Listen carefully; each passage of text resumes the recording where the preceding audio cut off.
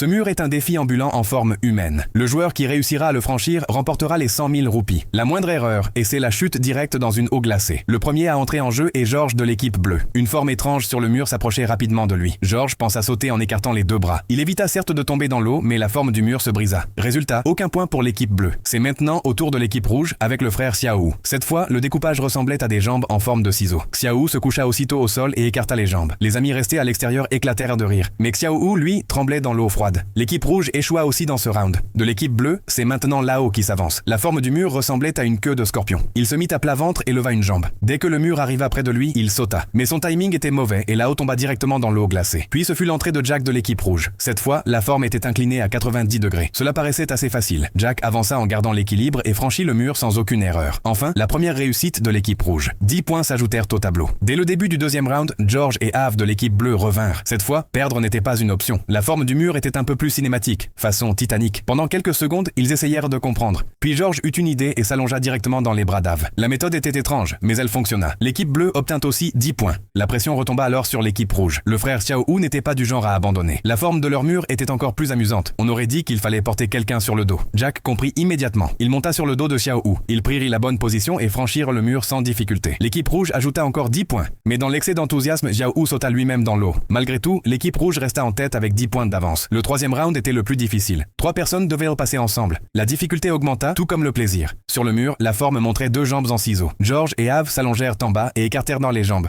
Mais il n'y avait plus de place pour le troisième joueur. Le mur se rapprochait. Contraint, Lao se replia en arrière. Résultat, seul lui tomba à l'eau, les 2 autres passèrent sans problème. Le juge accorda la moitié des points. Le score total de l'équipe bleue monta à 15. C'était maintenant le dernier tour de l'équipe rouge. La forme du mur était très étrange. 2 personnes semblaient pouvoir passer comme à cheval, mais le troisième n'avait même pas de jambes. Comment allait-il faire? Voler? À ce moment-là, un morceau de mousse cassé frappa la tête de Jack, et tous les 3 tombèrent lourdement dans l'eau. L'équipe rouge ne gagna aucun point dans ce round. Mais avec un total de 20 points, c'est bien l'équipe rouge qui remporta le match. La punition pour l'équipe bleue perdante. Un mur presque impossible à franchir, sans tête, sans jambes, sans aucune forme.